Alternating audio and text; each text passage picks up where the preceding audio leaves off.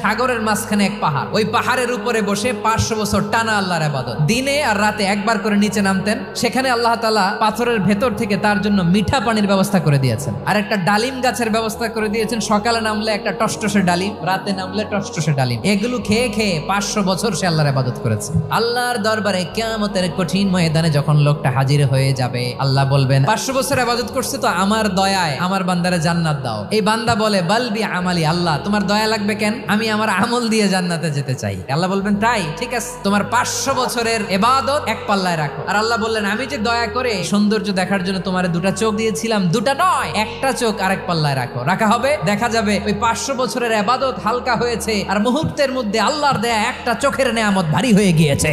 ফলাফল দেখো, হিসাব বলে তুমি এখন জাহান্নামে যাবা, যাও এবার জাহান্নামে যাও। এবার লোকটা কাচুমাচু করে বলে আল্লাহ এবার আমি বুঝতে পেরেছি তোমার দয়া ছাড়া দুনিয়ায় কেউ জান্নাতে যেতে পারবে না।